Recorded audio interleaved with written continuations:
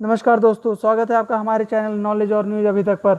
आज हम आपके लिए इस वीडियो में लेके आए समाज क्या होता है। यह बोर्ड एग्जाम में और कॉम्पिटेटिव एग्जाम में जरूर पूछा जाता है और इससे संबंधित 1, 2, 3 प्रश्न आते जरूर हैं।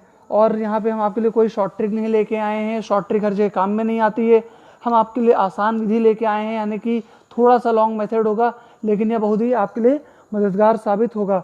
चलिए दोस्तों, ध्यान देते हैं इस वीडियो पर।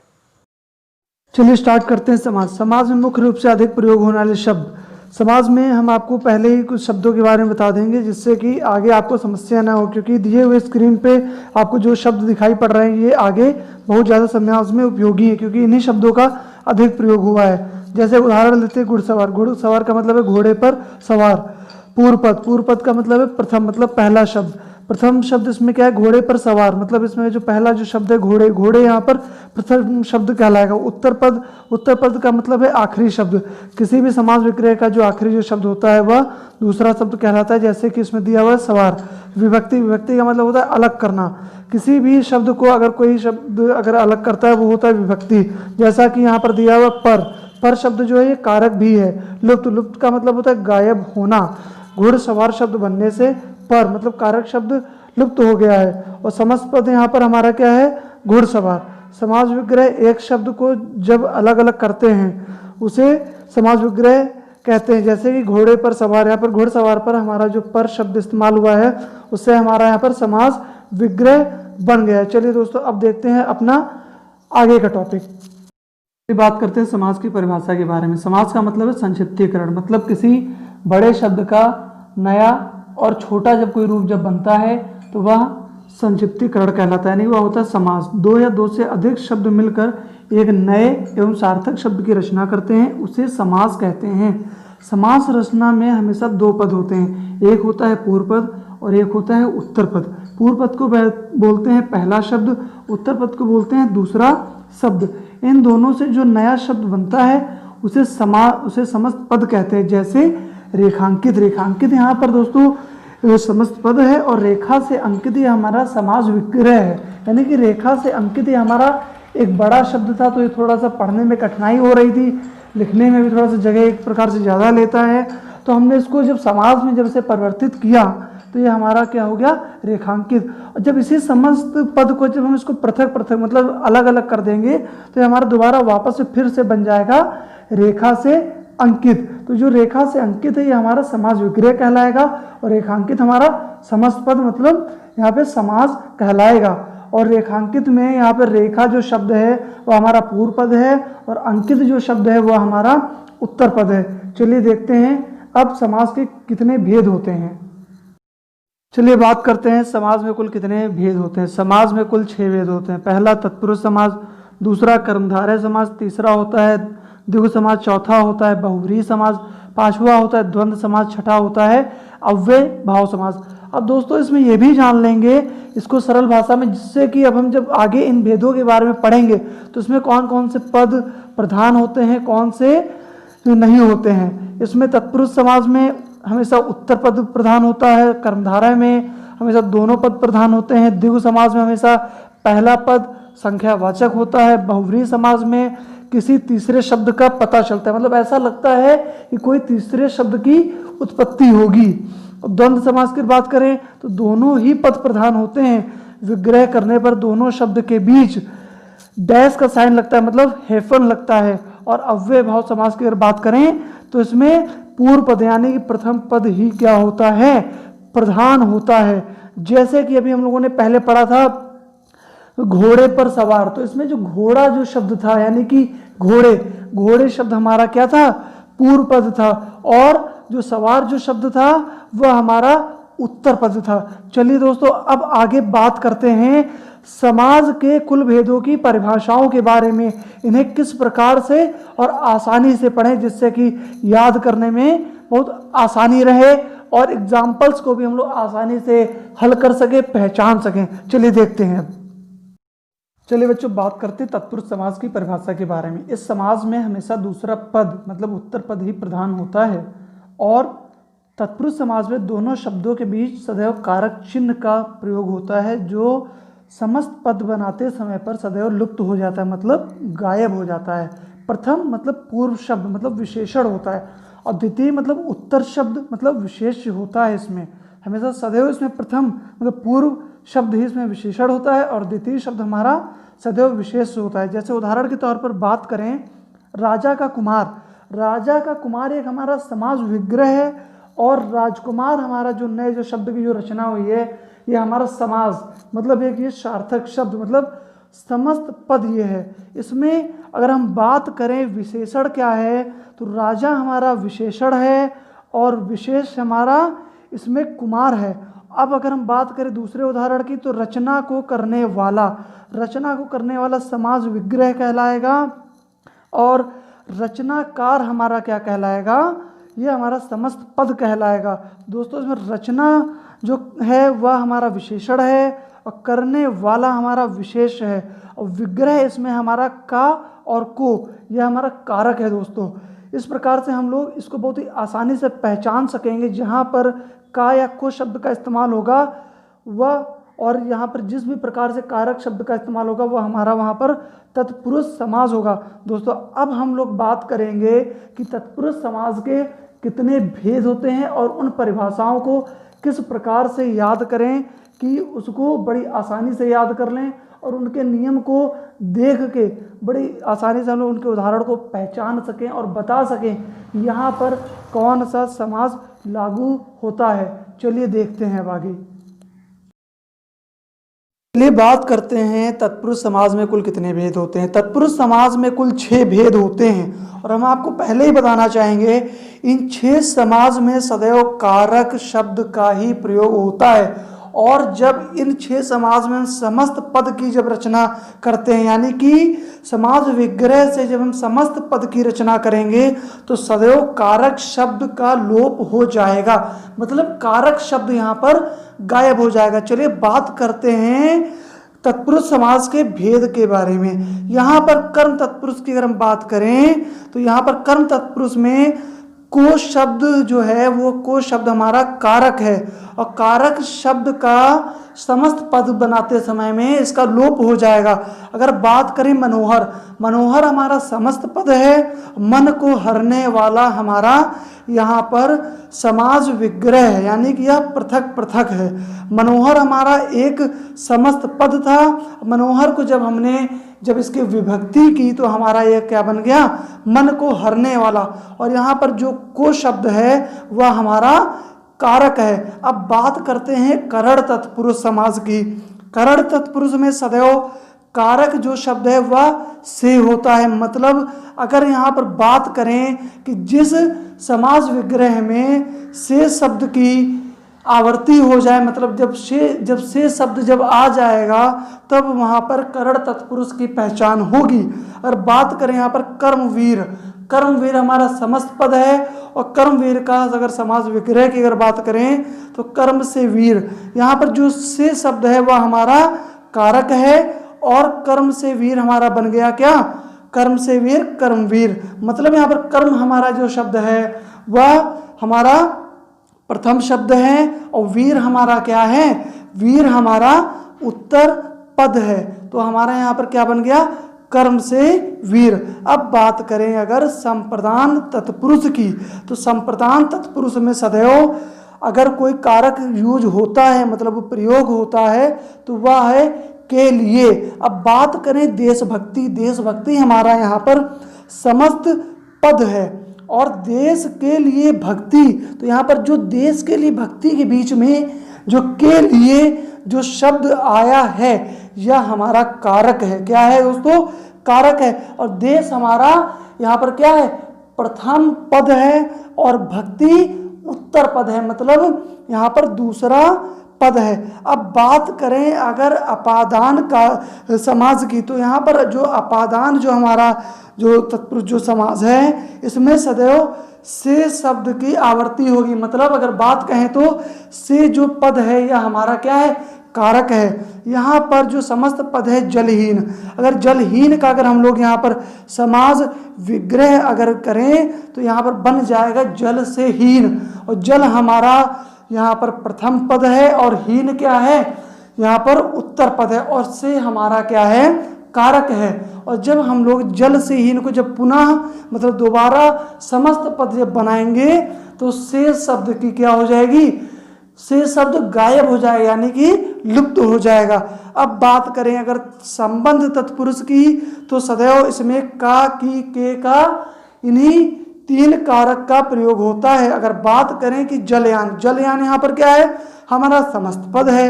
और जब समस्त पद मतलब जलयान का जब हम लोग समास विग्रह करेंगे तो जल का यान बन जाएगा। जल का यान में हमारा क्या बन गया दोस्तों, का जो हमारा कारक है वह यहाँ पर का कारक की यहाँ पे आवर्ती हो गई और हमारा क्या बन गया, जल का यान मतलब समास विग्रह।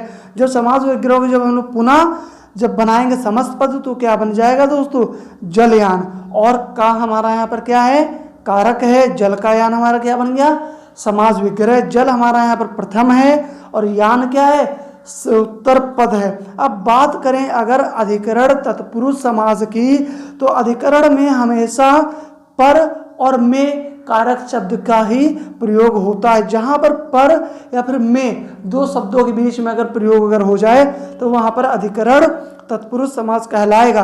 अगर बात करें यहाँ पर गृह प्रवेश, गृह प्रवेश हमारा क्या है, गृह प्रवेश हमारा समस्त पद है मतलब समास है। और हमने गृह प्रवेश की हमने रचना हमने कैसे की, गृह में प्रवेश।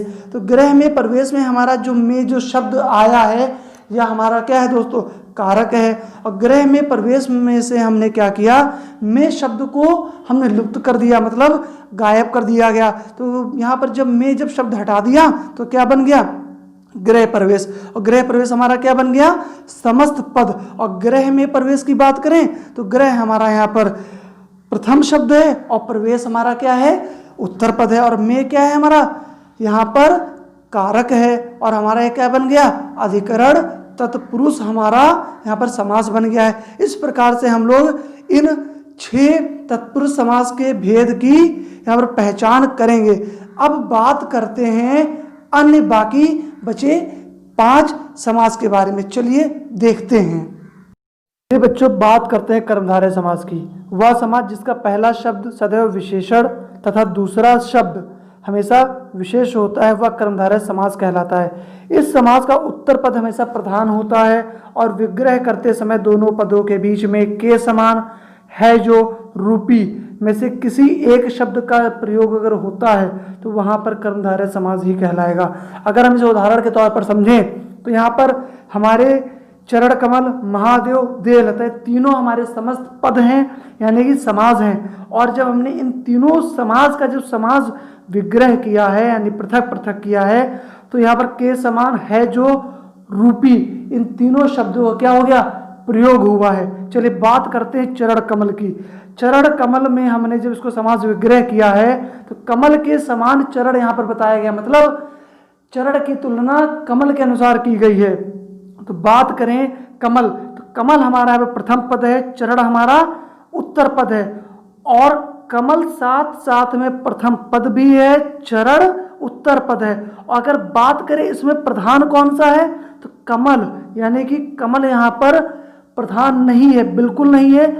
चरण जो शब्द है वही हमारा क्या है, प्रधान है, यानी कि उत्तर पद प्रधान है। अब बात करें अगर महादेव की तो महादेव में जब हमने समास विग्रह किया है तो यहाँ पर है जो यह जो शब्द है इसका प्रयोग हुआ है और समास विग्रह हो गया है। महान है जो देव, महान जो शब्द है हमारा प्रथम है और देव शब्द हमारा क्या है, उत्तर है। और यहाँ पर उत्तर पद यानी कि देव हमारा क्या हो गया, प्रधान हो गया। और महान क्या है हमारा, प्रथम है। महान शब्द साथ साथ में विशेषण है और देव हमारा क्या है, विशेष है। अब बात करें अगर तीसरे उदाहरण की तो यह है देहलता। देहलता की अगर बात करें समास विग्रह करते समय पर तो यहाँ पर रूपी शब्द का इस्तेमाल हुआ है।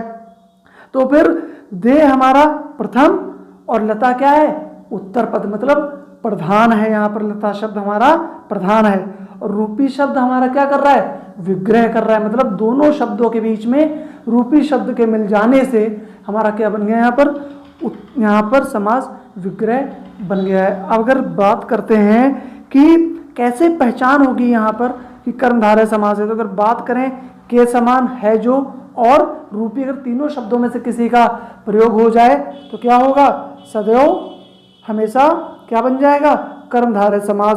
कर्मधारय समास अगर कोई पूछे प्रधान कौन सा होता है तो आप दोस्तों उत्तर बताएंगे, उत्तर पद सदैव प्रधान होता है। और बात करें इसमें विशेषण और विशेष क्या होता है तो आप बताएंगे प्रथम पद, यानी कि प्रथम पद मतलब यहाँ पर जो पहला शब्द है वह क्या कहलाएगा, विशेषण। और कोई पूछे अगर विशेष क्या है तो आप कहेंगे सर जो उत्तर पद होता है ना वही हमारा विशेष कहलाता है और उत्तर पद ही हमारा प्रधान कहलाता है। अब हम लोग यहाँ पर बहुत ही आसानी से इसको समझ सकते हैं और कहीं भी अगर इसकी परिभाषा लिखनी हो तो आप साफ साफ इसे लिख सकते हैं कि पहला शब्द जो हमारा विशेषण होता है और दूसरा शब्द हमेशा विशेष होता है और यही हमारा क्या होता है, कर्मधारय समास होता है। कर्मधारय समास में सदैव उत्तर पद ही क्या होता है, प्रधान होता है। चलिए दोस्तों अब बात करेंगे हम लोग अपने अगले समास की। चलिए देखते हैं वह कौन सा समास है। अब बच्चों बात करते हैं द्विगु समास की। जिस समास का पहला पद मतलब पूर्व पद संख्यावाचक विशेषण होता है और शेष पद किसी समूह या फिर किसी समाहार का बोध करता है वह द्विगु समास कहलाता है।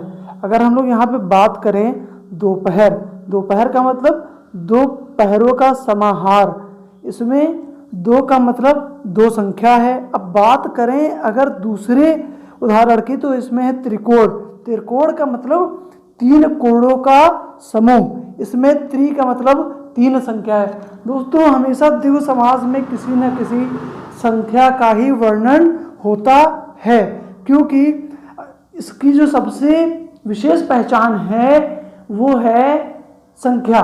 संख्या मतलब किसी न किसी चीज का समाहार होना, मतलब उसमें कोई ना कोई संख्या पद में जुड़ी अवश्य होगी। और अगर तीसरे अगर उदाहरण की अगर बात करें तो वह है नवग्रह।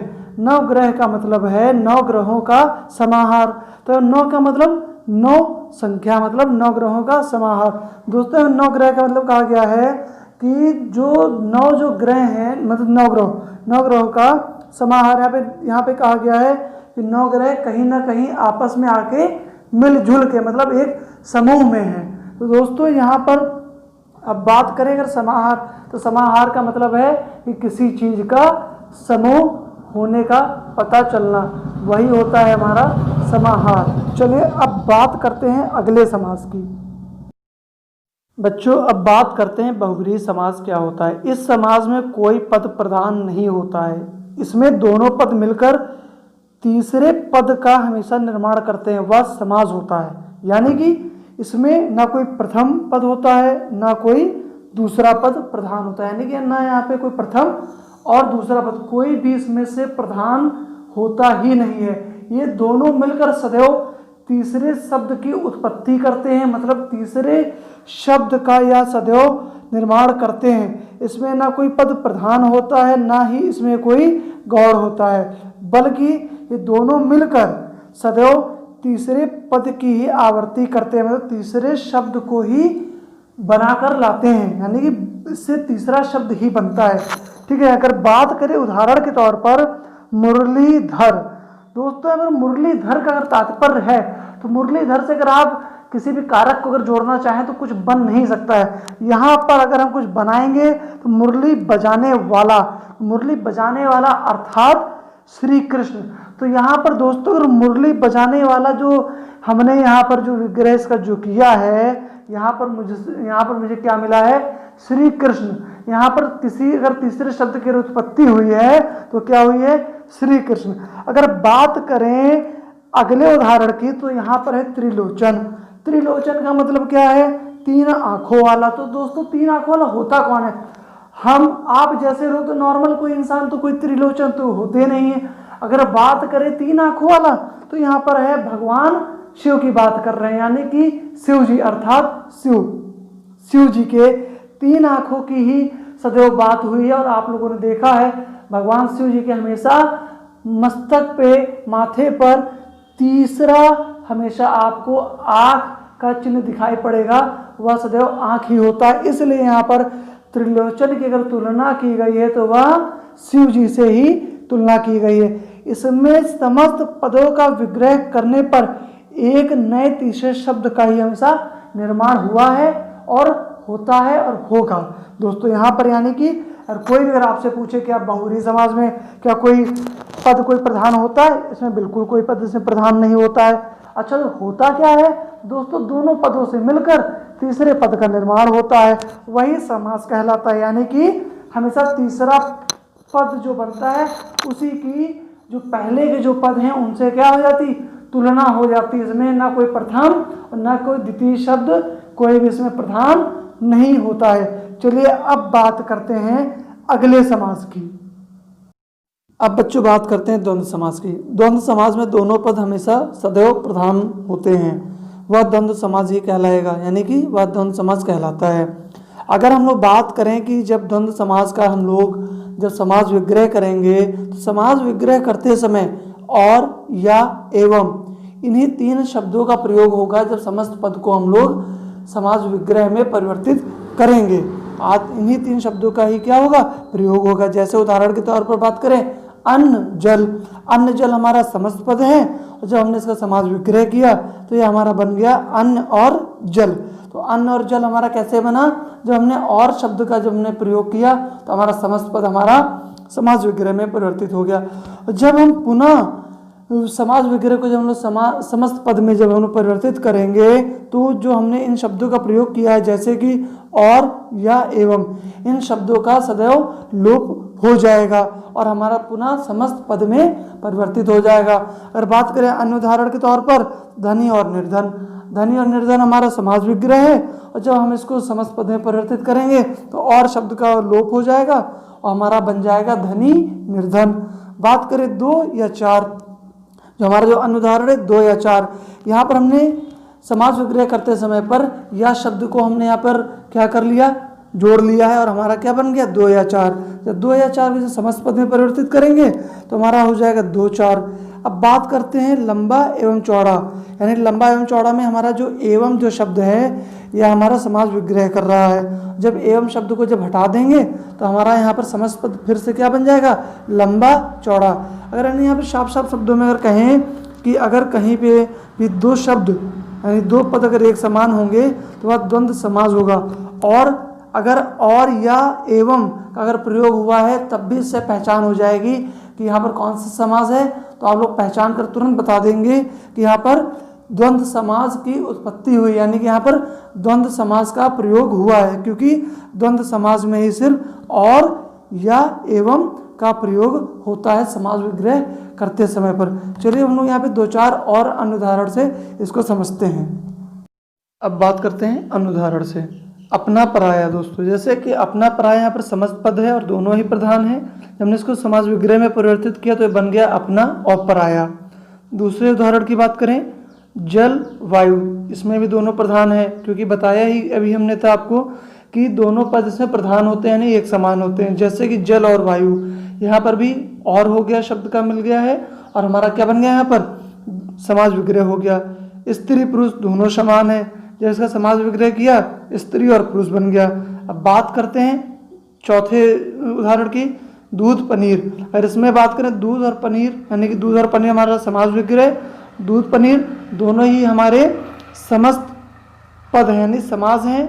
और अगर बात करें प्रथम और उत्तर पद, बच्चों इसमें जो हमारा प्रथम क्या है, दूध, और उत्तर पद हमारा पनीर है। दोस्तों इसमें दोनों ही पद क्या होते हैं, एक समान होते हैं, यानी कि दोनों ही प्रधान होते हैं। चलिए बात करते हैं अगले समास की। अब बच्चों बात करते हैं अव्यय भाव समास की। इस समास में पूर्व पद प्रधान और अव्यय होता है। अव्यय के संयोग से समस्त पद उत्तर पद भी अव्यय बन जाता है।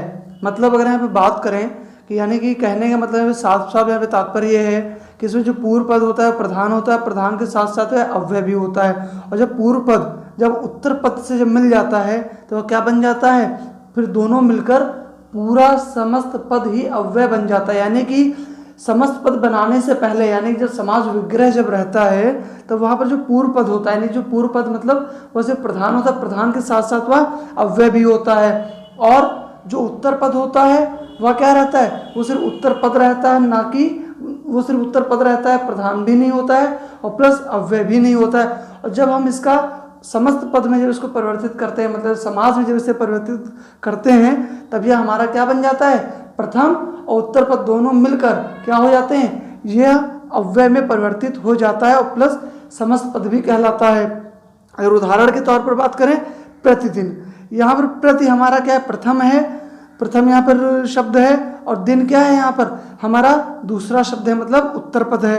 तो हमारे ये दोनों प्रति प्लस दिन मिलकर हमारे क्या बन गए, यहाँ पर समस्त पद बन गए। मतलब ये प्रतिदिन हमारा पूरा पूरा क्या बन गया, यहाँ पर अव्यय बन गया और समस्त पद। और जब तक ये समास विग्रह था तब तक इसमें सिर्फ हमारा प्रति जो शब्द था वह क्या था, खाली अव्यय था। अब बात करें दूसरे उदाहरण की, तो यहाँ पर यथा समय, यथा समय हमारा यहाँ पर पूरा पूरा क्या है, समस्त पद है, और यथा समय पूर्ण रूप से क्या हो गया, ये अव्यय भी बन गया है। और बात करें जब इसके समास विग्रह की, तो समय के अनुसार यहाँ पर जो समय शब्द है यह हमारा सिर्फ और सिर्फ क्या है, यह हमारा प्रधान है, यानी कि ये अव्यय है। जब हमने इसको समस्त पद में परिवर्तित किया तो हमारा क्या बन गया, यथा समय। यथा समय हमारा पूरा पूरा यहाँ पर क्या बन गया, अव्यय बन गया, और साथ साथ में ये हमारा क्या हो गया, समस्त पद हो गया।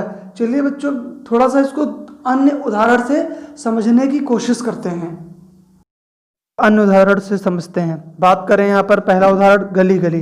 गली गली का मतलब क्या है कि प्रत्येक गली, तो प्रत्येक गली हमारा क्या हो गया, विग्रह हो गया। गली गली हमारा समस्त पद हो गया, और साथ में हमारा क्या बन गया, अव्यय भाव समास भी बन गया, यानी कि यह अव्यय बन गया। बात करें दूसरे शब्द की यानी एग्जाम्पल की, बेकाम।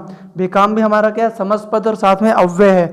और अगर हम इसका विग्रह करें तो बिना काम के, तो यहाँ पर जो बिना है शब्द यह हमारा क्या है, यह हमारा पर प्रथम पद है, यानी कि यह अव्यय था। जब हमने इसको एक साथ जोड़ दिया बिना काम के, तो हमारा नया शब्द क्या बन गया, बेकाम। बेकाम हमारा यहाँ पर अव्यय और साथ में समस्त पद बन गया। बात करें तीसरे यहाँ पर उदाहरण की, तो भरपेट। भरपेट का मतलब क्या है, यहाँ पर समस्त पद प्लस अव्यय। अगर भरपेट को अगर हम लोग अन्य शब्द में कहें तो क्या कहेंगे, पेट भर के, मतलब पेट भर के सभी लोग खाना खाओ, पेट भर के। पेट शब्द क्या है, यहाँ पर प्रधान है और साथ में अव्यय है। बात करें यहाँ पे चौथे उदाहरण की, चौथा उदाहरण है आपके लिए साफ साफ। तो साफ साफ हमारा यहाँ पे समस्त पद साथ में अव्यय है। अगर हम इसको अन्य शब्द में अगर कहेंगे तो क्या कहेंगे दोस्तों, इसको कहेंगे बिल्कुल साफ। यानी कि किसी चीज को अगर साफ करना हो तो आप क्या कहेंगे बच्चों, इसको बिल्कुल साफ कर दो, मतलब इस जगह को बिल्कुल पूरी तरीके से साफ कर दो। यहाँ पे जो बिल्कुल जो शब्द है हमारा क्या है, यहाँ पर ये समस्त पद है, यानी कि अव्यय है। ये हमारा क्या है, यहाँ पर प्रधान है। दोस्तों उम्मीद करते हैं कि आज का वीडियो आपको अवश्य पसंद आया होगा।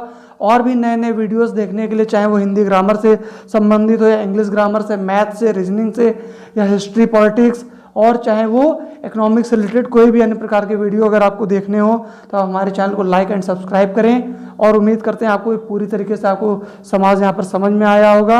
हमारे चैनल को अवश्य ही सब्सक्राइब करें। नए वीडियोस को देखने के लिए हमारे चैनल को सब्सक्राइब करके नोटिफिकेशन बेल को अवश्य ही दबा दीजिएगा। धन्यवाद दोस्तों।